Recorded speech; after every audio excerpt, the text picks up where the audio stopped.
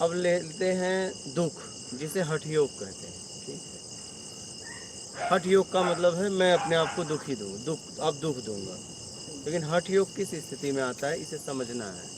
और हठ योग सिखाया नहीं जाता है, ये हमारे अंदर होता है। जैसे बचपन में, अब बचपन लीजिए, बचपन में जब हम कोई अपनी माता से, पिता से, या कोई हमसे बड़ा भाई बहन रहे, उससे हम मांग करते थे, जब वो हमारी मांग को पूरा नहीं करता था तो हम ये हठ योग करते थे, नहीं खाऊंगा।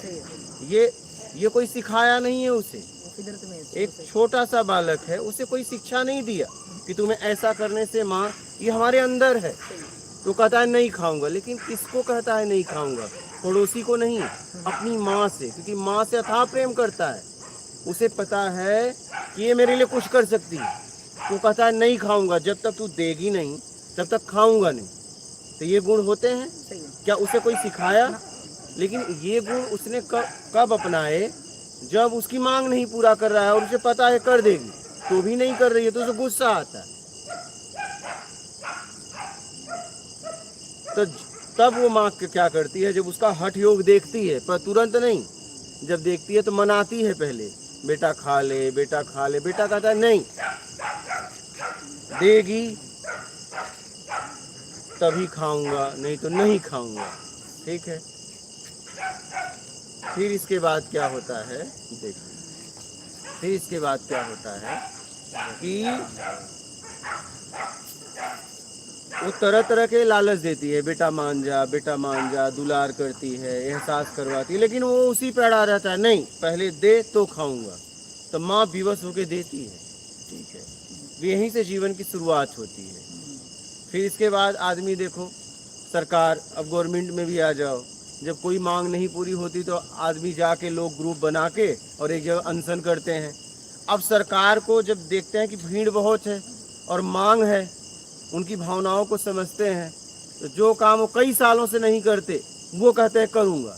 लेकिन उसमें क्या करता है, वो भूखा रहता है। रहते हैं ना, क्यों रहते हैं, क्या जरूरत है? पीड़ा देते हैं ना, क्या पीड़ा नहीं होती है उन्हें? उस बच्चे को पीड़ा नहीं हो रही है। अब आइए, आगे आइए, अब ये तो व्यवहारिक जगत की बातें हो गई। अब यहीं से हठ योग अंदर है।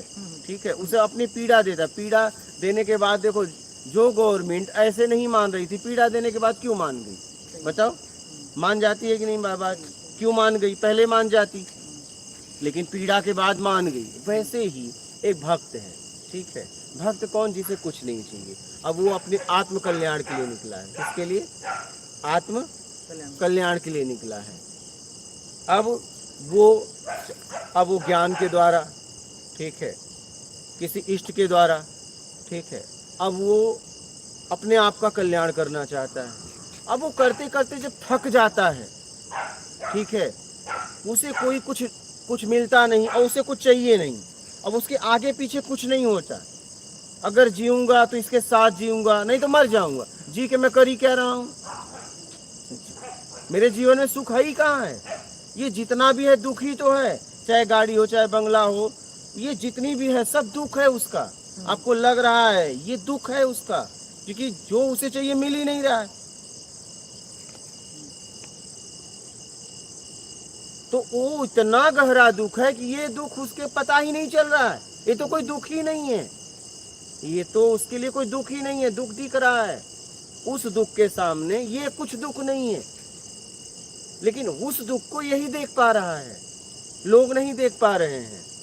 लोग तो बाहरी दुख को देख रहे हैं, लेकिन वो मानसिक कितना दुखी है कि जिसके लिए वो निकला, सालों साल से मेहनत कर रहा है और उसे कुछ हो नहीं पा रहा है।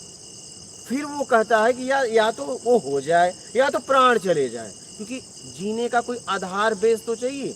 जब साधक इस स्थिति में पहुंचता है कि उसके पास कोई ऑप्शन नहीं होता है, तो वो कहता है कि जी के करूंगा क्या?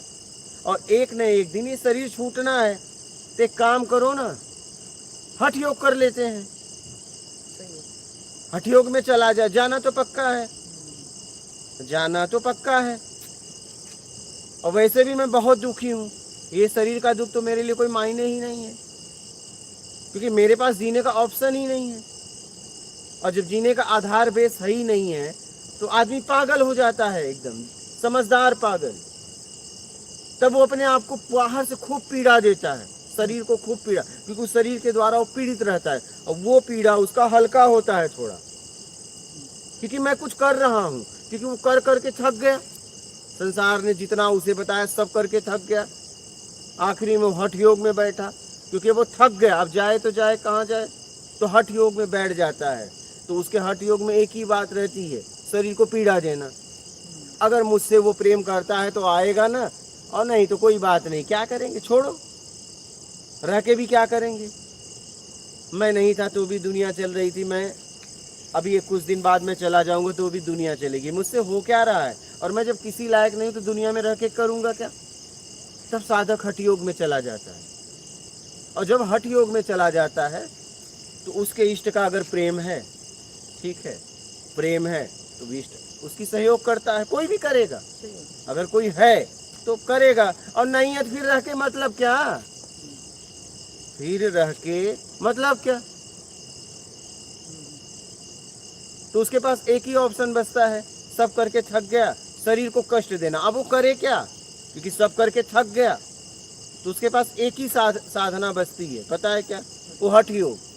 अब वो कहता है मैं नहीं खाऊंगा। जैसे पब्लिक ने पहले कहा कि मांग पूरी करो, मांग पूरी करो, जब नहीं की जाती सब ग्रुप बनाते हैं कि चलो अनशन करेंगे। तो अनशन में क्या करते हैं, अगर अनशन में बढ़िया खा पी के पड़े रहें तो गवर्नमेंट उनकी तरफ, सरकार ध्यान देगी, बोलो।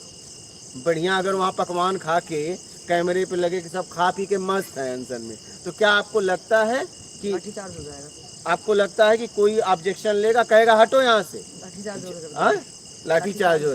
जब देखते हैं कि नहीं यार ये इंसान पानी नहीं पी रहा है, इतने दिन से कैमरे पे है, न सो रहा है, नींद आ रही है लेकिन झपकी मार मार के अपने आप को सुला ले रहा है लेकिन सो नहीं रहा है, जब वो अनशन देखते हैं, कुछ दिखता है सरकार को, क्या पहले दिन तुरंत अनशन के गए तुरंत मांग पूरी हो जाती है क्या। जब उस सरकार को दुख दिखता है कि सच में ये अनशन है, तब जाके उनकी मांग विवश होके उनको पूरा करना पड़ता है। लेकिन क्या पहले दिन किए क्या, नहीं। जब ये पता चलता है पूरा मीडिया के द्वारा, सोशल मीडिया के द्वारा कि नहीं सच में ये आदमी इतने दिन से पानी नहीं पिया है, कुछ हो गया तो उसका जिम्मेदार कौन हो, गवर्नमेंट होगी, कि ये आदमी अपने लिए तो मांग नहीं कर रहा है, समाज सेवा के लिए मांग कर रहा है। तो जब ये सब देखा जाता है, कहता है अब पूरा करो, नहीं तो हम पे उंगली उठेगी, क्योंकि ये आदमी मांग किसके लिए कर रहा है, समाज के लिए कर रहा है, तब उसकी मांग पूरी की जाती है। तो हठ योग में बहुत बल है, लेकिन सीधा हठ योग नहीं होता। हठ योग तब होता है जब प्रेम में कोई उतरता है, ऐसे ही हठ योग नहीं होता है। माँ से प्रेम है तभी बच्चे हठ योग करते हैं, पड़ोसी की माँ से करते हैं क्या, वो भी तो किसी की माँ है, और किसी से करते हैं क्या। हठ योग व्यक्ति उसी से करता है, नाराज उसी से होता है जिसके प्रति उसका लगाव, स्नेह है, प्यार है, ममत्व है। ऐसे ही नहीं हो सकता, ऐसे ही नहीं हो सकता। हठ योग करने का मतलब मैंने बहुत मेहनत किया है, ऐसे ही नहीं करता आदमी। हठ योग अगर कोई करता है तो उसने बहुत अथाह मेहनत किया है, उसके बाद हठ योग जब उसका काम नहीं होता है तब हठ योग करता है। तो ये हठ योग है, ये कोई पीड़ा नहीं है। उससे ज्यादा तो जिसलिए वो निकला है वो हो ही नहीं रहा है, उससे ज्यादा ये पीड़ा थोड़ी नहीं है। तो शरीर तक है, वो तो आत्मिक पीड़ा है, मानसिक पीड़ा है, घुटन में जी रहा है, जीने का न कोई आधार है न बेस है, बस जिए चला जा रहा है।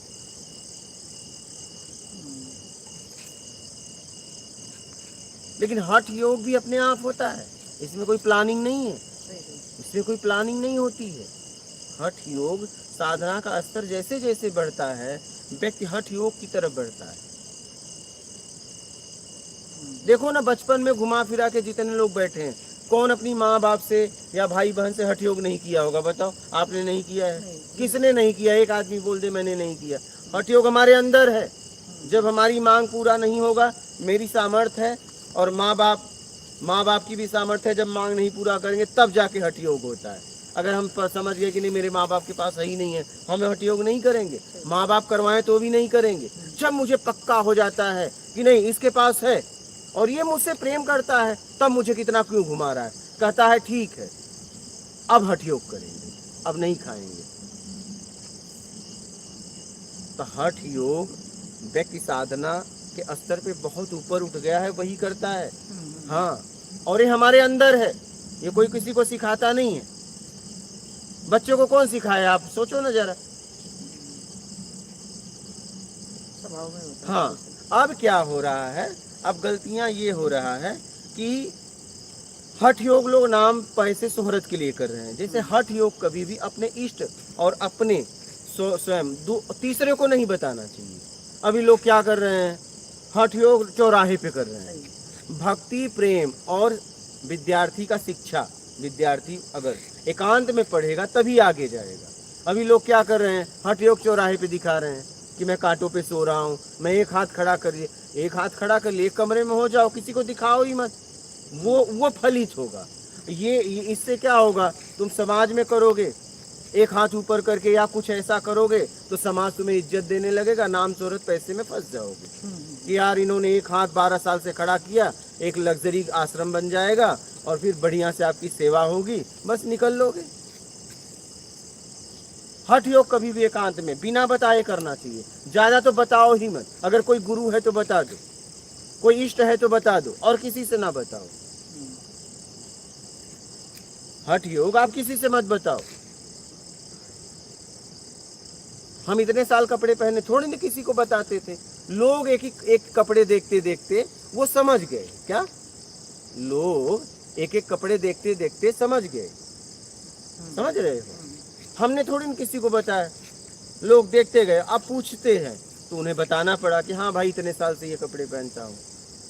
लेकिन कपड़े बदलने का मेरे पास समय ही नहीं। मैं 2 कपड़ा रखूँ तो उसमें समय देना पड़ता ना भाई। एक कपड़ा आप पहनोगे, ठीक है, एक रखोगे तो धो के उसको सुखाने में उतना समय तो देना। कोई कपड़ा लेके तो नहीं गया, तो हमारे पास समय नहीं था। मुझे बहुत जल्दी यात्रा करनी थी क्योंकि समाज को मुझे मार्ग बताना था। मुझे सिर्फ अपना आत्मिक कल्याण नहीं करना था, मुझे समाज को मार्ग बताना था। इसलिए मुझे जल्दी थी। अब मैं 2 कपड़ा रखता तो उसे समय तो देना पड़ता, सुखाने में कुछ समय मेरा जाता या नहीं जाता, उसके लिए भी एक अलग झोला। क्या हम यहाँ रह रहे हैं, हम यहाँ कोई काम थोड़ा नहीं कर रहे हैं। हम सुखाते हैं, फिर उतारते हैं, बारिश, फिर अंदर बाहर, इसी में कितना टाइम चला। हाँ देखो, हम बारिश आते हैं, जहाँ पड़े वहीं पड़े हैं। आप लोग कैसे दौड़ते हो? तो हमें क्या उसमें समय नहीं लगता? क्या समय लगता है ना, पूरा ध्यान भी रहता है। हाँ समय लगता है, उसमें ध्यान रहता है, गीला न हो जाए, ये न हो जाए। तो हम इसलिए नहीं रखे कि मेरे पास समय नहीं था। मुझे जल्दी से जल्दी प्रत्यक्ष ज्ञान खोज के और समाज तक पहुंचाना था। इसलिए मैंने हठ योग भी अपनाया। मतलब जितना हो सकता था मैंने खुद किया है, मैंने खुद किया है। लेकिन ये होता है, प्लानिंग से नहीं होता है, ये अंदर घटित होता है, ये अंदर घटित होता है।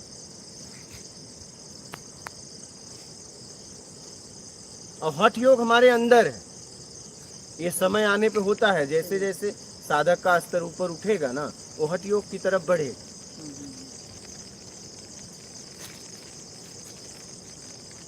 जब गहराई में उतरेगा तब हठ योग करेगा। हाँ हाँ, किसी का अपना टारगेट होगा तो उसको तो टारगेट ही दिखेगा ना, बस वही। और ये अपने आप होता है। ऐसा लगता है कि दुख है, दुख नहीं। कोई क्यों दुख देगा अपने आप? दुख नहीं है, ऐसा सामने वाले को लगता है। वो ज्यादा पीड़ा है, ये कुछ नहीं है, तभी तो इसकी तरफ वो ध्यान नहीं रख रहा है। ये पीड़ा उसके सामने कुछ नहीं है।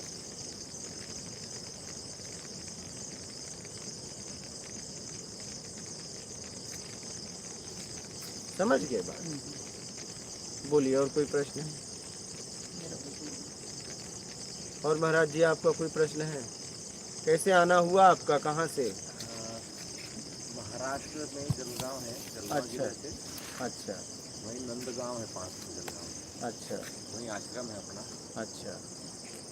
तो थोड़ा सा पता लगा, ये हमारे मित्र है दिनेश जी, इंदौर से। आपने ही बताया था तो फिर इच्छा हुई कि चलो महाराज जी के दर्शन किए जाए। कभी और सत्संग सुने थे वीडियो में कि नहीं? हाँ, कुछ समय मिला थोड़ा सा। अच्छा, उसमें ही सुने थे। कैसा लगा आपको? हमको ये लगा महाराज जी कि बोध होने के बाद प्रैक्टिकल जीवन क्या होता है। जैसे बहुत सी जगह में देख, अभी हम बाहर भी गए थे, छत्तीसगढ़ भी गए थे, तो जब किसी को बोध हो जाता है हाँ, तो फिर प्रैक्टिकल जीवन क्या होता है, माने उस बोध को समझाने के लिए होता है कि उस बोध के कारण हो जाता है। जब स्वयं का बोध होता है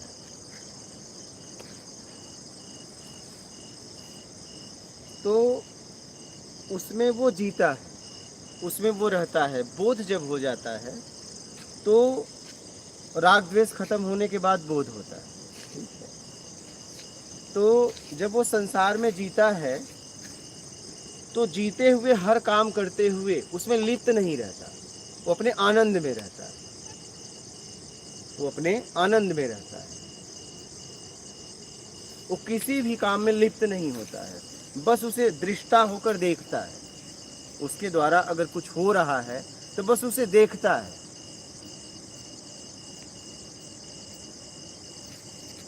पहले बस लिप्त था, क्या पहले लिप्त था, तो जब उसमें परिवर्तन हो रहा था तो सुख दुख सब हो रहा था, ग्लानि राग द्वेष मोह पीड़ा आसक्ति सब हो रहा था, लेकिन वो देखता है।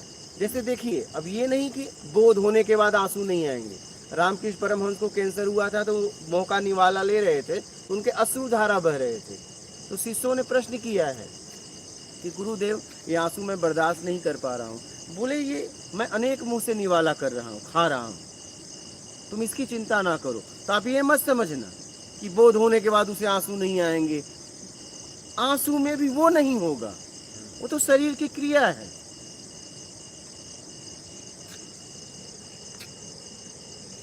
वो तो शरीर की क्रिया है। रामकृष्ण परमहंस जब आखिरी समय तड़प रहे थे, स्वामी विवेकानंद को शक हो गया था कि अगर ये इनकी उपलब्धि हुई होती तो ये तड़पते कैसे। तो उन्होंने कहा कि क्या तुझे अभी भी मुझ पे शक है क्या? तब जाके वहां पे उनका भ्रम टूटा है। जब वो आखिरी समय में जा रहे थे तो बोले तुझे अभी भी शक है, तब जाके उनका भ्रम टूटा है। तो बोध होने के बाद भी वो वैसे ही जीता है। देखिए, जैसे माहौल में वो पला है, जिंदगी उसकी वैसे ही होगी। बोध होने के बाद वैसे ही जिएगा, लेकिन पहले लिप्त था, अब लिप्त नहीं है, बस इतने फर्क है। काम वैसे ही होंगे उसके। अरे सब उसका हंसना बोलो वो कुछ नहीं बदल सकता, पहले जैसा नॉर्मल ही रहेगा, वो एकदम वैसे ही जिएगा। उसका नेचर ऐसा नहीं कि बोध होने के बाद कुछ अलग हो जाएगा, वो उसका जीना ऐसे ही होगा। अभी देखो, वो भक्त थी महाराष्ट्र की संत, वो झगड़ा कर रही थी जनाब। अब बताओ ऊपरी के लिए। अब तुम दूर से उन्हें संतों ने देखा, बोले हम कहाँ आ गए इनके दर्शन के लिए, ये तो बस ऊपरी के लिए लड़ रही हो भी, झोटा पकड़ के लट पकड़ के। अब वो भ्रमित हो गए कि हम कहाँ आ गए, ये कैसी संत है, तो लड़ाई पटका पटकी कर रही है, ये कोई संत है। लेकिन चलो आए हैं तो मिल ही लेते हैं। गए, पूछा, झगड़ा बंद हुआ देखने में। बोले कैसे पता चलेगा तुम्हारी ऊपरी कौन सी है, इसकी कौन सी है? बोले मेरे हर कंडा कहो ऊपरी कहो, उससे हर कंडे से विट्ठल विट्ठल की आवाज आती है। ये भक्ति थी। तो आप नहीं समझ सकते, अगर बोध जिसे हुआ है, अगर आप अपने समझ से समझोगे कभी नहीं समझ सकते। यहाँ पे जितने भी इतिहास में संत हुए हैं, सबका रहने का अलग अलग तरीका है। जैसे लोग जीते हैं, अगर उसी में बोध हो गया तो वैसे ही जिएंगे, जीना नहीं बदलेगा, जीना उनका नहीं बदलेगा। रामकृष्ण परमहंस बोध के पहले भी वैसे जीते थे, बोध के बाद भी वैसे जिए। कोई भी किसी का भी नाम ले लो, एकनाथ महाराज जैसा, कोई भी माता जी, कोई भी वैसे ही जिएगा। तो स्थिति चेंज हो जाती है, मतलब जो हमें सुख दुख वो राग द्वेष बस इतना सा बदलता है, इसे ध्यान से समझना। और ये उसे ही पता है, अगर आप उसके साथ रहोगे तो आपको भी पता चल जाएगा। वो लिप्त नहीं होता, क्या वो लिप्त नहीं होता। अभी मैं आपको बता रहा हूँ, कुछ समय पहले यहाँ साधक आते थे तो मोटर तो लगाया नहीं था, पानी के लिए बड़ा फ़ोन करता था। तो एक साधक का भाव हो गया कि अरे यार महाराज जी इतना परेशान है क्या। उसने उसको देखा, मेरी परेशानी को, लेकिन मैं परेशान नहीं था। मेरा एक प्रयास था कि आप लोगों को कष्ट ना हो। अब देखिए, अब और एक घटना बता रहा हूँ। जब यहाँ कोई नहीं था तो मैं 1 दिन 2 दिन भोजन ही नहीं बनाया। अब एक दिन ऐसे ही खाट पे सोया था, आगे प्लास्टिक लटका था, उसमें इतना पानी भरा था, तो मैं जाता नहीं था, आने में बोला पड़ा रहा। फिर हुआ कि पानी तो ऊपर ही है, बना ले भोजन, क्यों भूखा सोया है। तो हमने किसी को पानी के लिए नहीं फ़ोन किया, वो प्लास्टिक से पानी उतारा, ठीक है, और उसी पानी से भोजन बना के और खाया। कई दिन किसी को फ़ोन नहीं किया पानी के लिए कि मुझे तकलीफ़ है क्या है। लेकिन जब यहाँ कोई रहता है ना तो उसके लिए करना पड़ता है। क्यों करना पड़ता है? आपकी स्थिति ऐसी नहीं है कि आप झेल पाओ। मैं अगर पूरी रात यहाँ ऐसे खड़ा रहूँ तो मुझे कोई दुख नहीं होगा, मैं गिरूंगा, पीड़ा भी हो जाएगी, लेकिन मुझे 1% भी कष्ट नहीं होगा। तो मैं और शरीर वो दोनों अलग अलग हो जाते हैं एकदम। वो देखिए, शरीर वो तभी तक है जब तक राग द्वेष है, जब तक अपने तरीके से चाहिए। जब चाहिए से मुक्त हो गया तो वो अलग हो गया।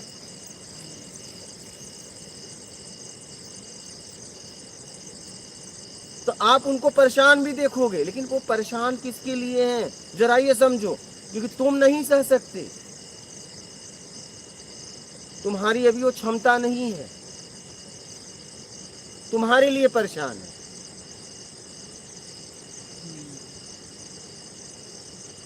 तो बोध होने के बाद महाराज जी वो वैसे ही जीता है, बस वो किसी भी काम में लिप्त नहीं होता है। दृष्टा भाव भी खत्म हो जाता है। दृष्टा भाव से नहीं देखता, दृष्टा होकर देखता रहता है, और जितना हो सकता है समाज के लिए कार्य करता रहता है। उसे कुछ नहीं चाहिए, वो इधर से लेता है इधर दे देता है, बस। मैंने कार्य होते रहता है। कार्य तो होते रहता है, वो तो और अच्छे से कार्य करेगा समाज के लिए। जिसे बोध हो गया वो तो धन तन ज्ञान जितना है समाज के लिए लगा देगा। बोध होने के बाद संचय नहीं करता, ये ध्यान रखना। वो कभी संचय कर ही नहीं सकता, यहां तक कि वो अपने नाम से कुछ नहीं रखेगा, नहीं, कुछ नहीं। वो अपने नाम का उपयोग भी नहीं करेगा कहीं, वो अपने नाम से कुछ रखना ही नहीं चाहेगा, और उस कार्य से लोगों को जोड़ेगा, उन लोगों को जो ईमानदार सच्चे हैं, यार इनका भी कल्याण हो। क्योंकि देखिए, जब तक आप, क्योंकि आप भटके कैसे हो, चाहिए में भटके हो, ठीक है, बेईमानी दुष्कर्म में भटक गए हो, तो ऐसा व्यक्ति आपको मौका देगा। ईमानदारी देख के, सच्चाई देख के, भटका हुआ आदमी भी ईमानदार होता है। कभी कभी आवेश, जज्बात, देश काल, स्थिति परिस्थिति में भटक गया है, लेकिन जब निकलना चाहता है तो ऐसे लोग उनको मौका देते हैं, तो सारा बेस आधार उनके नाम पे खड़े कर देते हैं कि भैया ले, हम तो तर गए, तू अपने आप को तार। क्योंकि जब तेरे शरीर के द्वारा धन से, तन से, ज्ञान से, 3 ही सेवा है, ठीक है, तो ये ज्ञान का सेवा तो कुछ नहीं चाहिए, उससे मिलता है। तेरे पास अभी क्या है? व्यवहारिक जगत का ज्ञान है। क्या है? व्यवहारिक जगत का ज्ञान है। तो तू एक काम कर, धन सेवा, तन सेवा, ठीक है, और ये व्यवहारिक जगत का ज्ञान जितना तेरे पास है, इसे परोपकार सेवा में लगा दे। वो मौका देता है, वो मौका देता है कि तुम्हारा उद्धार कैसे। इसलिए बोध होने के बाद वो अपने नाम से कुछ करेगा ही नहीं, अपने नाम से कुछ करता ही नहीं, क्योंकि वो समाज को मौका देता है कि अब तुम अपना कल्याण करो। क्योंकि कल्याण तभी होगा जब आपके द्वारा कोई कार्य होगा, ऐसे नहीं होगा कल्याण। जब आपके द्वारा कोई सत्कर्म होगा तभी आपका स्तर उठेगा, नहीं उठ ही नहीं सकता। तो कहीं न कहीं आपको उचित जगह लगा देता है जहां आपका उद्धार हो, तो उससे लाखों लोग जुड़ जाते हैं और लाखों लोगों का उद्धार हो जाता है। तो बोध होने के बाद भी जीवन महाराज जी वैसा का वैसा होता है, उसका कुछ नहीं बदलेगा। बस पहले लिप्त होता था, अब लिप्त नहीं होगा, बात खत्म, इतनी सी बात है। हाँ, कहीं कहीं ये भ्रांति है महाराज जी कि बोध हो गया तो वो कुछ न करेगा। नहीं नहीं, अरे बहुत कुछ करेगा। आप देखिए जितने भी इतिहास में जिनको भी बोध हुआ है, अरे वो रात दिन काम ही तो किए हैं। बल्कि और ज्यादा कर लेते हैं। अरे बहुत बहुत, एक सामान्य आदमी उतना काम नहीं करता जितना वो मेहनत करते हैं। सामान्य आदमी को एक पेट भरना होता है, बस अपने लिए करता है। उनका मतलब वो पूरी तरह समाज में लगे रहते हैं, वो दिन रात मेहनत ही करते हैं, दिन रात। आपको ऐसा लगता है वो सो रहे, नहीं, वो कुछ खोज में है कि किस तरीके से तुम्हारा उद्धार हो, लगे हैं। उन्हें अब सोना जागना नहीं है, वो सोने जागने से मुक्त हो गए हैं। उस शरीर को भी विश्राम इसलिए देना पड़ा कि शरीर से काम करना है, क्योंकि शरीर साधन है। अगर इसका उपयोग करोगे तो इसे आराम तो देना पड़ेगा, नहीं तो इसका उपयोग ही नहीं कर पाओगे।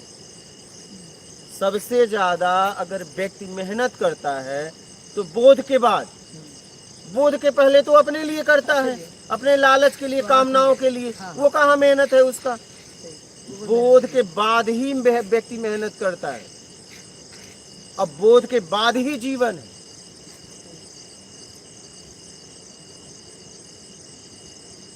क्योंकि बोध के बाद वो समाज के लिए जिएगा, हर पल हर क्षण।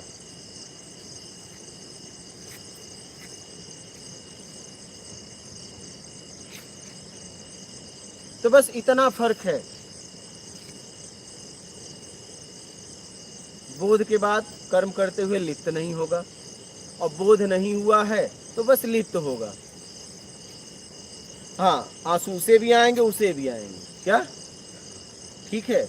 जिसे बोध हुआ है उसे भी आंसू आएंगे, जिसे नहीं हुआ है उसे भी आएंगे चोट लगने पे, लेकिन एक आंसुओं के साथ होगा, शिकायत के साथ होगा, एक आंसुओं से परे होगा। वो आंसुओं को देखता रहेगा और मुस्कुराता रहेगा अंदर ही अंदर। बस इतनी सी बात है। आंसू दोनों को आएंगे। हाँ, शरीर है तो पीड़ा तो दोनों को होगी। अरे भाई मैं कह रहा हूँ, एक बोध हुआ है, एक को नहीं हुआ है, दोनों का हाथ काट दो तो क्या खून नहीं निकलेगा? अब जिसका बोध हुआ है, क्या उसका हाथ ही नहीं कटेगा क्या? उसमें छुरी काम नहीं करेगी? बोलिए। वो तो मानसिक स्थिति चेंज हो जाती होगी कि हम बस रोते रहते हैं बस। और वो रोते हाँ। हैं। बोध होने के बाद उसके पास शिकायत नहीं रहता। और जिसे बोध नहीं हुआ है, कोई भी विपरीत जब परिस्थिति बनती है तो शिकायत करता है, अपनी किस्मत, अपनी भाग्य, परमात्मा, भगवान, लोग, समाज, सबके साथ शिकायत करता है। बोध होने के बाद शिकायत नहीं करता।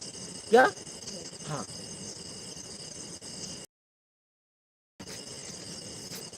बोध होने के बाद शिकायत,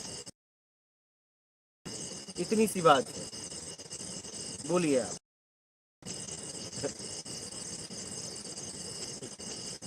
इनका हो जाए महाराज जी। और कोई क्वेश्चन है? इसी को जानना था महाराज जी, बहुत अच्छे तरीके से आपने समझाया इस बात को। हाँ, क्योंकि ये बहुत बड़ी भ्रांति है महाराज जी, और बहुत से लोग इस चीज को फैला भी देते इस रूप में। एक ने हमसे भी प्रश्न किया कि और आगे आ जाइए तो अब आ जाएंगे आप। लोग भी सुनते हैं ना लाइव में। हाँ जी, हाँ बोलिए। और आगे आ जाइए, बोलिए अब। हाँ, जैसे बोध हो जाएगा व्यक्ति को तो फिर व्यक्ति करेगा कैसे? अच्छा, क्योंकि ये प्रश्न है ना, बोध वाले व्यक्ति को चाहना नहीं है, बोध वाला व्यक्ति तो देह से परे है, तो फिर जब हो जाएगा तो फिर वो जिएगा ही क्यों, और फिर करेगा ही क्यों? तो आपने जो बताया वो सही है कि जब तक चेतना तो अभी यहीं से उसकी यात्रा है ना, इस बॉडी से, तो वहीं से चल रही है। और अब ये है कि वो अब जो है वो अपनी मस्ती में चला है, ये यात्रा तो केवल सहयोगी साथी मात्र रही है। बस बस। तो ये बहुत उत्तम तरीके से आपने समझाया। अब देखिए महाराज जी, बुद्ध को ज्ञान हो गया था, लेकिन बुद्ध ने भी जमीन की मांग की थी, तो उनका शिष्य पूरा राजपाट बेच दिया, बोले जाओ तुम्हारे इतिहास में नाम रहेगा। अब उनको जमीन की क्या जरूरत थी? उस जमीन के लिए, क्योंकि वो जमीन बुद्ध का विरोधी था, ठीक है, उसके पास थी। बोला जमीन का क्या करोगे? बोले बुद्ध यहाँ चौमासा करेंगे, ठीक है, बुद्ध यहाँ रहेंगे।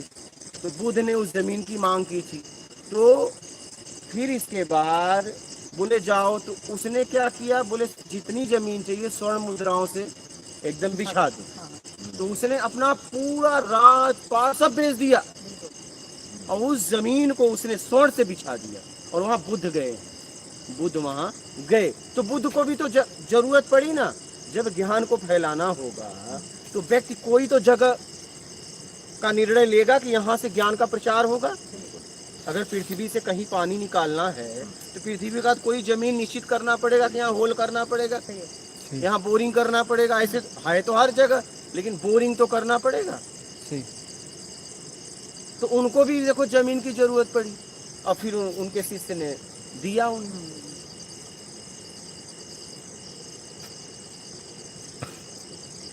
तो और अच्छे तरीके से वो काम करता है और बहुत मेहनत करता है, बोध होने के बाद ही मेहनत करता है। मैंने सही कार्य तो बोध होने के बाद ही होगा। एकदम समाज हित के लिए कार्य तभी होता है जब बोध होता है। उसके पहले कामनाओं में कार्य हो रहा है। कार्य बोध होने के बाद, एक को बोध हुआ एक को नहीं हुआ है। फर्क क्या है, जिसे बोध नहीं हुआ है वो अपनी कामनाओं के लिए जीता है और जीता है कि मैं तुम्हारे लिए जी रहा हूँ, और जिसे बोध हो जाता है वो समाज के लिए जीता है। बस इतनी सी बात है। वो पूरी तरह धन से, तन से, ज्ञान से समाज के लिए लगा देता है। उसके पास कोई संचय नहीं होता। और जिसे बोध नहीं हुआ उसके पास खूब संचय होता है, सेवा के नाम पे मेवा खाता है। हाँ, और जिसे बोध हो गया उसके नाम से आप कुछ नहीं पाएंगे। यही है, यही रहस्य है। उसके नाम, वो अपने नाम से कुछ करता ही नहीं। वो ईमानदार सच्चे इंसान को और प्रकृति उसके पास भेजती है, वो उसके नाम से करता है कि इसका भी कल्याण हो। क्योंकि इसके नाम से करेंगे तो ये करेगा क्या, और ये करेगा तो इसका कल्याण होगा। क्योंकि इंसान भागता रहता है, भागता रहता है। अरे भाई मैं कह रहा हूं तुम कहीं भी रहोगे, क्या चाहिए, रहने के लिए घर रोटी, वो तो तुम्हें अगर एक सत्कर्म की जगह मिल रहा है, लेकिन इंसान वहां से भागता है। मैं कह रहा हूं संसार में जाके क्या करोगे। वो क्या करता है फिर, वो उससे जोड़ देता है कि यार ये इसको जोड़ेंगे तो इसका हित हो जाएगा।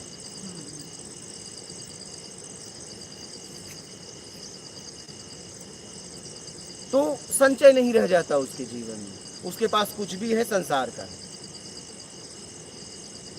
अब वो बोध होने के बाद भी तो काम होता है, बहुत मेहनत होता है, और वो मेहनत समाज के हित के लिए होता है। बाकी बोध नहीं हुआ तो वो मेहनत अपने लिए होता है। वो जितना भी मेहनत करता है बस अपने लिए करता है। वो भले कितना बोले कि मैंने इनके लिए किया, मैंने इनके लिए किया, ना, उसके पीछे उसे कुछ मिला। अगर वो ना मिले तो वो नहीं करेगा, अगर वो ना मिले तो वो नहीं करेगा। बड़ा आसान है कह देना मुझे तुमसे कुछ नहीं चाहिए, ये शब्द बड़ा आसान है, लेकिन इस शब्द को साधारण ना समझो। ये कह देना बड़ा आसान है कि आपके अलावा आपसे मुझे कुछ नहीं चाहिए। ये शब्द में जिस दिन उतर गए ना, उस दिन आपका आखिरी यात्रा है। ये कहना बड़ा आसान है किसी के लिए कि आपके अलावा मुझे और कुछ नहीं चाहिए। मतलब वो व्यक्ति अगर इस स्थिति में आ गया, उपलब्धि हो जाएगी, फिर उसके बाद उपलब्धि ही हो जाएगी, क्योंकि वो डूब गया, वो डूब गया। अरे पत्थर की मूर्ति से लोग अपनी उपलब्धि करवा लेते हैं, जरा सोचिए।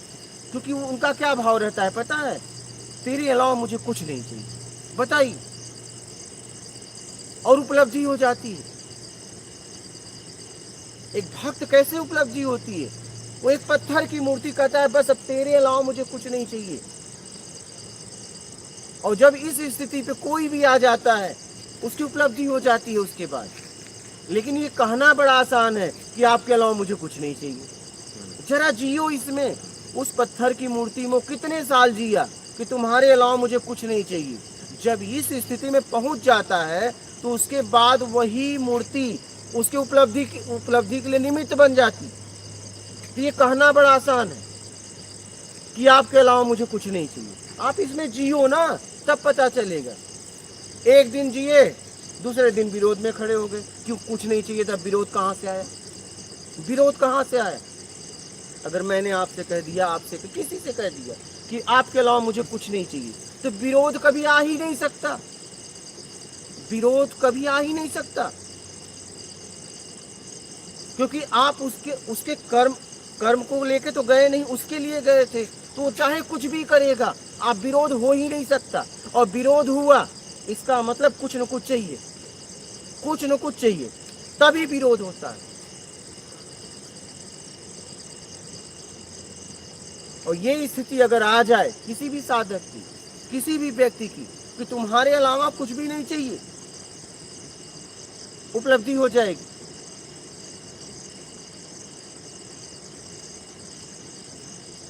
भाई कुंभकर्ण को उपलब्धि हो गई, ठीक है, मोक्ष हो गया। कैसे हो गया?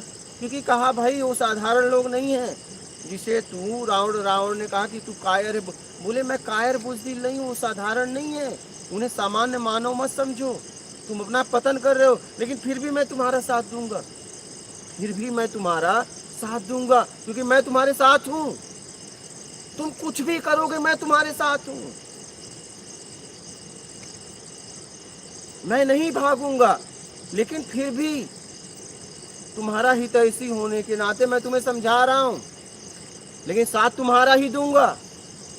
मुझे पता है हम लोगों का विनाश होगा, तुम्हारा होगा, हम लोगों का विनाश होगा, मुझे एकदम पता है, वो सामान्य है ही नहीं है, अभी भी मौका है। बोला तू बुज़दिल है, कायर है, बोले नहीं, मैं बुज़दिल कायर नहीं हूँ, मैं समझ गया हूँ, लेकिन फिर भी मैं तुम्हारा साथ दूंगा, क्योंकि मैं तुम्हारे साथ हूँ, तुम चाहे जैसे भी कर्म करो, और फिर देखो उसे मोक्ष होता है।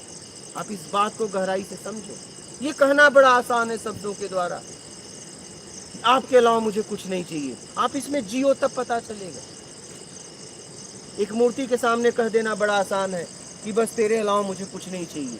जिस दिन ये स्थिति आ गई ना, उसके बाद वही मूर्ति निमित्त बन जाएगी उपलब्धि की। रामकृष्ण परमहंस के साथ क्या हुआ, मीरा जी के साथ क्या हुआ, यही तो हुआ।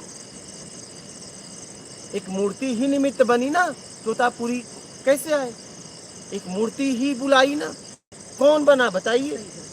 क्योंकि उन्होंने कहा कि माँ तेरे अलावा मुझे कुछ चाहिए ही नहीं, लेकिन ये एक दिन में नहीं घटित हो गया, ये पहले दिन किए और पता नहीं कितने सालों के बाद ये स्थिति जगी है।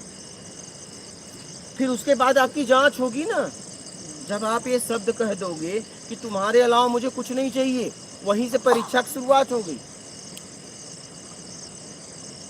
वहीं से परीक्षा की शुरुआत हो गई। वो तो विपरीत परिस्थितियों में पता चलेगा तुम्हें उसके अलावा सच में कुछ नहीं चाहिए, कि बस ऐसे बातें हैं।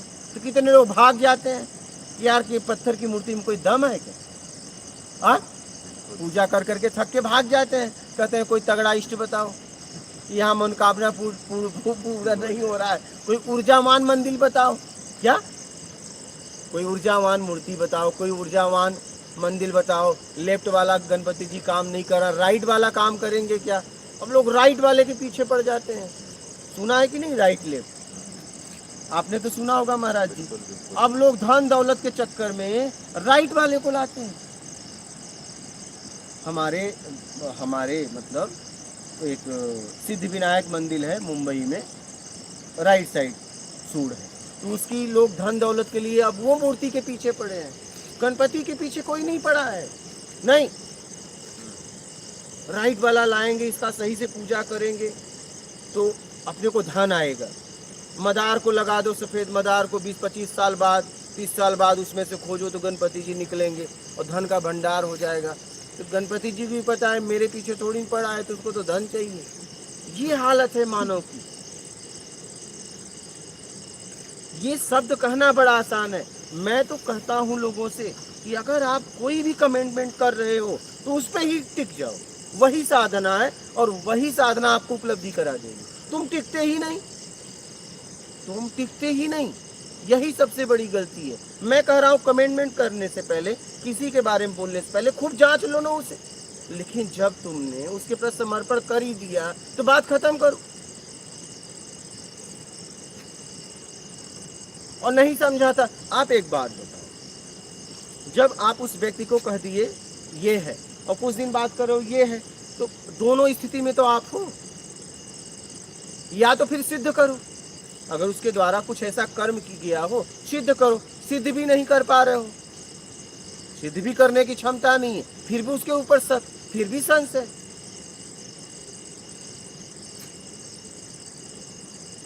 भाई आपको संशय हुआ है तो उसे सिद्ध करो ना, उस व्यक्ति के सामने सिद्ध करो। लेकिन नहीं, सिद्ध भी नहीं कर सकते, लेकिन संशय उठ गया।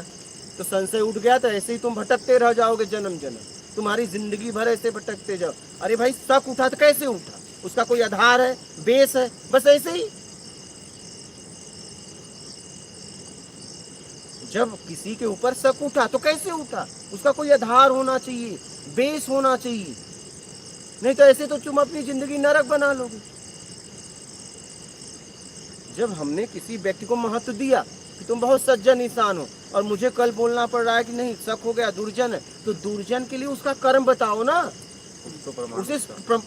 उसे सिद्ध तो करो नहीं।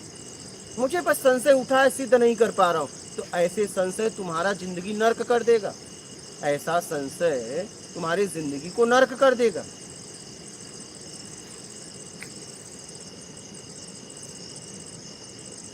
अगर इतना ही संशय उठाना था तो माँ ने बताया ये पिता है, तो पिता पे पहले उठा लेते। कौन सा डीएनए चेक कराए बताओ, कितने लोग कराए हैं? एक माँ का भरोसा ही है ना, एक माँ का भरोसा ही है ना। कितने लोग हम लोग गांव में देखे हैं कि लड़का किसी और का है, बाप कह रहा है मेरा है, बाप को बस नहीं पता है, पूरे गांव को पता है। ऐसा केस आप लोग देखे हो कि नहीं देखे हो? मतलब बस बाप को पता नहीं है, माँ को भी पता है, पूरे गांव को पता है कि ये बालक, और वो खिला रहा है मेरा बेटा मेरा बेटा। गांव के लोग हंस रहे हैं, देखो यार खिला रहा है। तो कौन सा तुम्हारे पास उसका प्रमाण है बताओ? हमारे पिता का क्या हमारे पास प्रमाण है बताओ? अच्छा मैं अब लाना भी चाहूँ तो मेरी माँ भी नहीं, पिता भी नहीं है। माँ ने जिसे बता दिया पिता है, उसी पे हमारा भरोसा है। क्या हमने डीएनए कराया है क्या? भरोसे से आगे बढ़ो। और अगर संशय हो रहा है तो देखो आधार है, बेस है क्या, ऐसे ही संशय को आगे मत बढ़ाओ। सिद्ध करने की क्षमता होनी चाहिए कि भाई ऐसा संशय आ रहा है, सिद्ध करो फिर। और सिद्ध भी नहीं कर पा रहे हो, बस हमें तो उठ गया। अरे ये कोई बात होती है? इससे पहले अपने आप को निकालो, नहीं तो ये संशय आपको गिरा देगा।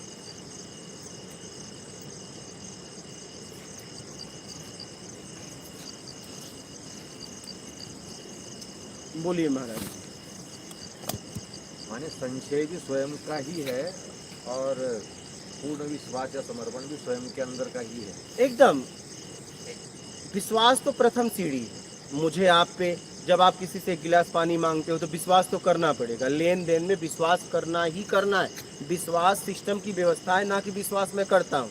करने के अलावा कोई रास्ता ही नहीं। अगला सांस मैं ले पाऊँ न ले पाऊँ, लेकिन विश्वास पे कहता हूँ कल आऊँगा। एक भरोसा है ना, कल तक रहूंगा, ये पक्का है क्या हमारे जीवन में? तो विश्वास सिस्टम की प्रथम व्यवस्था। ठीक है, समर्पण तब होता है जब जिसके लिए गया था वो प्रत्यक्ष हो जाता है, तो समर्पण हो जाता है। तो मैं ये कहना चाहता हूं कि देखिए, संशय कब तक उठेगा? जब तक आपकी उपलब्धि नहीं है। ध्यान देना, संशय उठना ही उठना है, क्योंकि सामने वाले का जीवन ही ऐसा रहेगा। क्योंकि जब तक कोई चीज़ नहीं मिलती है तब तक आप उस पर बहुत प्रभावित रहते हो, और जब आपको एकदम सरलता से सामने आ जाती है, ठीक है, तो कहते हो यही है, हाँ यही है, तब आप उससे हट जाते हो। यही सबसे बड़ी गलती है, यही सबसे बड़ी गलती है। तो मेरा ये कहना है कि जब संशय उठे तो देख लो मेरे पास कोई प्रमाण भी है, ये देख लो क्या मैं सिद्ध हो कर सकता हूँ, तब तो ठीक है, नहीं संशय को हटा दो कि नहीं भैया ऐसी कोई बात नहीं। और जब तक उपलब्धि नहीं होगी तब तक संशय होगा, संशय होगा ही होगा। क्योंकि जितना महान व्यक्ति रहता है उतना सरल होता है। क्या? उतना वो सरल होता है, वो जटिल भी होता है। जैसे बालक एक सरल भी है, जटिल भी है। अगर जिद में आ गया तो आ गया, फिर कपार पटक डालो, जल्दी खुश नहीं कर पाओगे। जो सामान वो मांग रहा था वही सब तोड़ देगा वो। तो ऐसे ही कोई महान पुरुष होता है, वो जटिल भी बहुत है और सरल भी बहुत है।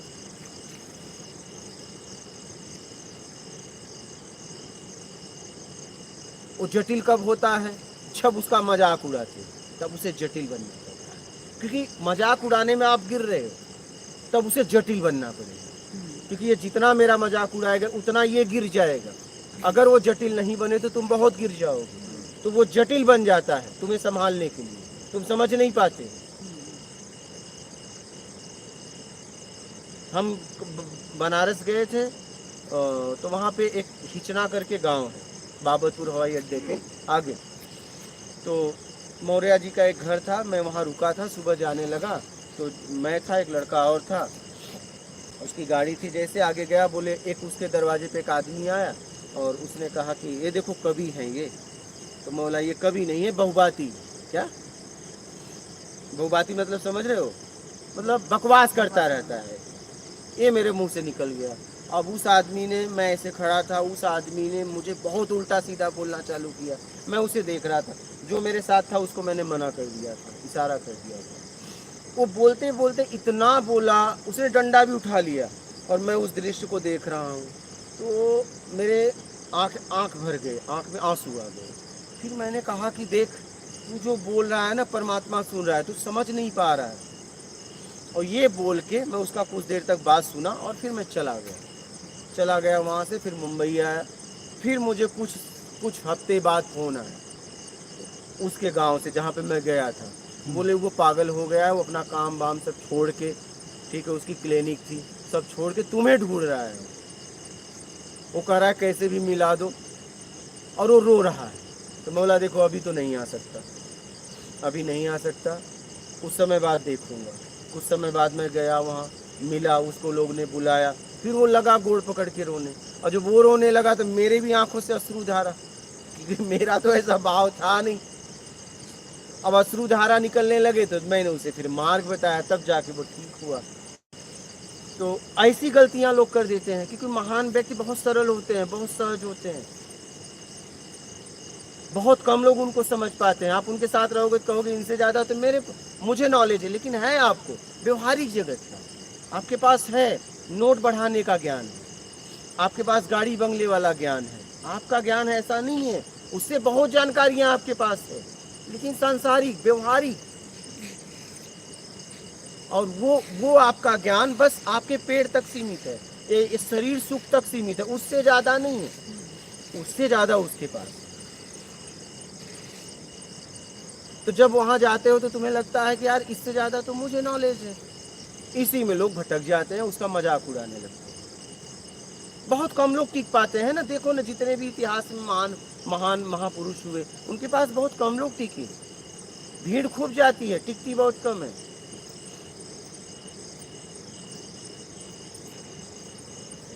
क्योंकि लोगों को लगता है तो गुरु है, मैं तो महागुरु। हाँ महाराज जी। जैसे क्या होता है, कभी कभी मैं सोचता हूँ ये कि जैसे बरसिंगा होता है ना, उसका सींग ही उसका मरने का कारण बन जाती है। वैसे ही इतना सरल होते हैं कि लोग भटक जाते हैं इनकी सरलता के कारण।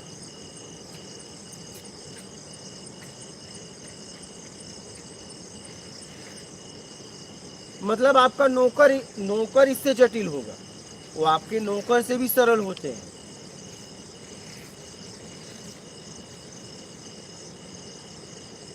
मतलब ये इतने सरल होते हैं कि आप उनको बोलोगे मेरी जूठी थाली मांस दो, तो आपको एक बार भी मना नहीं करेंगे।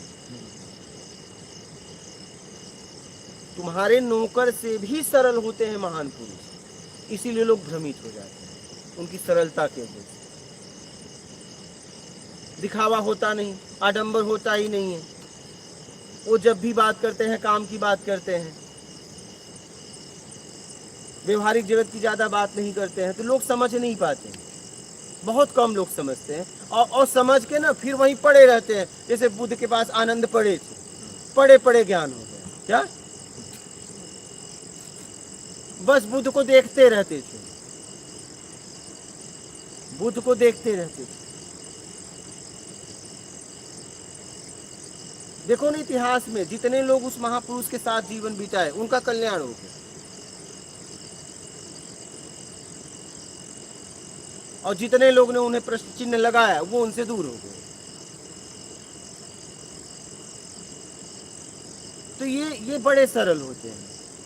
तो मैं ये देखा मैं यही उदाहरण पकड़ लिया बरसिंगा वाली, मुझे आ गया कि यार महान पुरुष को इसीलिए लोग समझ नहीं पाते हैं, ये इनके जाने के बाद समझते हैं कि यार देखो सब कुछ इसने किया लेकिन समाज के लिए छोड़ के चला गया, इसके पास तो कुछ था ही नहीं। लेकिन वो बाद में पता चलता है, क्योंकि जब तक था तब तक वो ही सामने खड़ा था, तो लोगों को लगता था यार जितना सब कुछ है इसी का है, उसका तो कुछ नहीं, हो तो बस खड़ा है काम करने के लिए, वो तो आप ही लोगों का है। तो वो जब तक खड़ा रहता है ना, लगता है अरे उसका आश्रम, उसकी गाड़ी, उसकी ये, और जब वो चला जाता है तब पता चलता है ये तो सब समाज का था।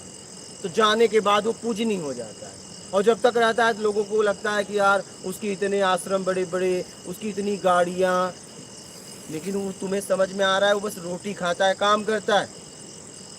मैं कह रहा हूँ किसी के पास हजारों गाड़ी हो, हजारों आश्रम हो जाए, क्या कर लेगा? वो रोटी खाएगा, ठीक है, उसका कोई पीढ़ी तो है नहीं, समाज का ही लोग उपयोग करेंगे ना, जरा समझना चाहिए। समाज के लोग, आज ये बना तो कौन उपयोग करेगा बताओ? कि ये तैयार हो रहा है, ये जमीन ली गई, इसका कौन उपयोग करेगा? आप ही लोग कर रहे हो ना, ये आप ही, शुरुआत तो हो गई है, वो लोग उपयोग कर रहे हैं। चलिए, इस व्यक्ति के द्वारा इसका निर्माण हुआ, ठीक है, निमित्त बना, वो लोग उपयोग कर रहे हैं समाज के, जिसका वो नाम तक नहीं जानते। यहाँ महीनों से लोग पड़े हैं, दूसरी तीसरी बार आ रहे हैं, उनका नाम तक उसे नहीं पता। अब बताओ, क्या आपके घर में कोई आए, आप बिना नाम जाने उसे अंदर ले सकते हैं? बोलिए। नाम भी बता देगा तो भी नहीं लेंगे। नाम से क्या करना है हमें? और आप देखिए कि हाँ आ जाओ, खुला है, कोई भी आके रहे, कोई खाए, कोई पिए, कोई रहे, करे साधना, तो ये समाज का ही है ना, तभी तो आके यहाँ रह रहे हो, कोई आपसे पूछ ही नहीं रहा है। अगर ये व्यक्तिगत किसी का होता तो तुरंत आपकी चेकिंग होती, ये होती, फिर इसके बाद क्यों आए, कैसे आए, क्या है, बहुत सारी बातें होती। तो ये समाज का ही है ना, लेकिन इनके जाने के बाद लोग समझते हैं, क्योंकि ये पहले ही खड़े रहते हैं तो लोगों को लगता है ये सब इनका है। अरे भाई, उनका कुछ नहीं है, यही बात तुम्हें समझ में नहीं आ रही है। और उनका अगर पेपर में भी चेक करोगे तो उनका कुछ नहीं है, पेपर में भी चेक करोगे तो उनका कुछ नहीं है। अब बताओ, ये जमीन ली गई, क्या किसके नाम से ली गई? इनके नाम से ली गई, ठीक है। ये ट्रस्ट बना है, ट्रस्ट में कौन है? कौन है? मैं तो कहीं नहीं हूँ, मैं तो ये ज्ञान देने के अलावा कहीं भी नहीं हूँ।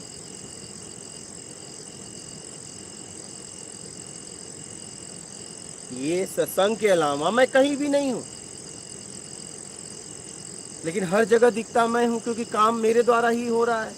तो लोगों को लगता है देखो इनके पास इतना क्या है, ये कपड़ा, ये एक है, बस यही है, ये यही है। लेकिन वो आदमी सामने खड़ा है तो लगता है कि ये देखो इनका आश्रम, इनका ये, लेकिन ये नहीं देख रहे हो कि वो ये आप ही लोगों का है। ये बात आपको समझ में नहीं आ रही है, और आप ही लोगों का है तभी तो आके सरलता से महीनों रह के जाते हो, कोई आपसे पूछता भी कुछ नहीं। तो मैंने ये देखा कि संतों को, महात्माओं को लोग समझ नहीं पाते। जाने के बाद जब जाएंगे तब इन्हें पूज नहीं माने, तब पता चलता है कि यार इतना हमारे लिए करके गए, लेकिन जब तक किए, जब वो थे तब समझ ही नहीं पाते, समझ ही नहीं पाते।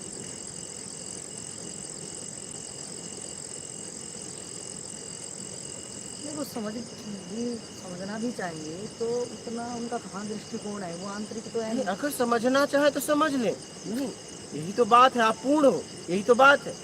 अपूर्णता तो आपने धारण की, अगर जिस दिन आपको समझना है आप समझ लेंगे। हाँ, अगर आप मन बुद्धि पागल बोध नहीं हो तो, अगर समझने की, लेकिन आपको समझना ही नहीं, आपको वही समझना है कामनाओं वाली बात है। हम जो जिंदगी का एक्सपीरियंस है, जो हम जीते आए हैं, तो उसी एंगल से तो दूसरे बंदे को समझने की कोशिश करते हैं ना। वो तो जब भी हमारी भी स्थिति उसमें आ जाएगी तो शायद हम आगे वाले स्टेप को एक समझ। और भी तो एंगल बताया जा रहा है, उसको भी पकड़ो ना।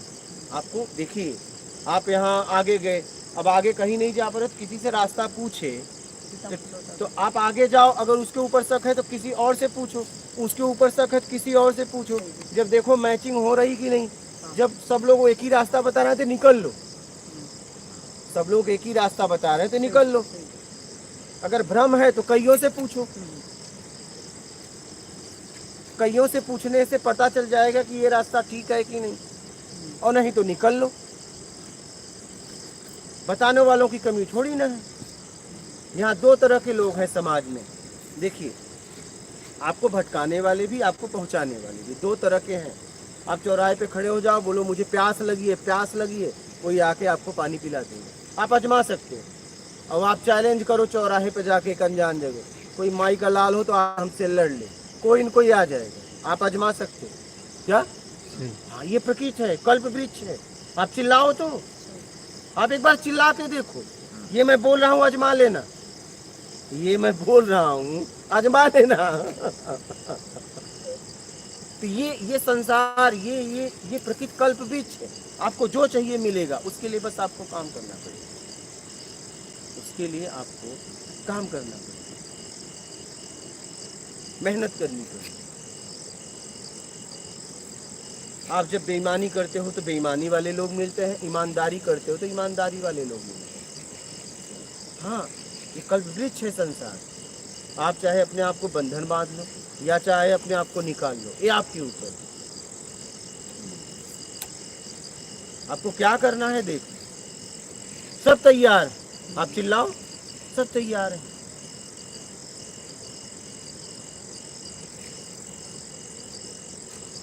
इस संसार में देखो ना, संसार में चले जाओ, अगर एक वक्त ना कमाओ तो रोटी नहीं मिलती, नहीं, लेकिन ऐसे भी स्थान है जिंदगी भर खा के पड़े रहो। देखो जरा ना, यही स्थान नहीं है क्या? आप अगर शहर में चले जाओ, एक महीना को खुराकी ना दो, सामने वाला भाड़ा ना दो, भगा देगा। और यहाँ एक व्यक्ति कह रहा है आप एक दिन से लेकर आजीवन रहो ना। है दो तरह का संसार में, दोनों जगह है या नहीं? और एक व्यक्ति कह रहा है आपको सोचना ही नहीं है, मैं सोचूंगा, तुम रहो,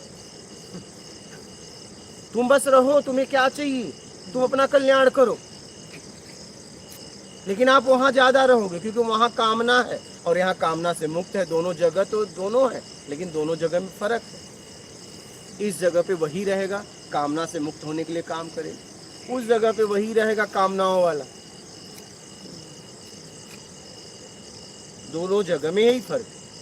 अगर यहाँ कामना बढ़ाओगे तो वो व्यक्ति भगा देगा, और वहाँ त्याग फैलाओगे तो वो व्यक्ति भगा देगा, बोला त्याग व्याग नहीं। अब आप कहो किसी का रूम भाड़े पे लेके कहो मैं तपस्या कर रही हूँ, तपस्या कर रहा हूँ और मैं भाड़ा नहीं दे पाऊंगा, वो व्यक्ति दूसरे दिन कहेगा एक काम करो निकलो। दूसरा है वो देगा ही वो एडवांस लेते हैं, बात करते हैं एडवांस। तो वहाँ त्याग नहीं चलेगा, क्या वहाँ कामना चलेगा। आप कामना पूरी करो, उसको भी दो, तुम भी लो। यहाँ पे कामना नहीं चलेगा, यहाँ त्याग चलेगा। जो जितना त्याग करोगे उतना आपको व्यवस्था दी जाएगी, उतना आपकी सहायता की जाएगी। जितना त्याग करोगे आपके स्तर को उठाने के लिए। तो संसार में देखो दोनों तरह का जगह है। हाँ, अब हमें क्या चाहिए वो देख लो, वो देख लो। हमें मिल जाएगी। हाँ, बोलिए महाराज जी, और कोई प्रश्न है? कोई संशय हो तो बोलिएगा। संशय नहीं करते। और कोई प्रश्न उठे तो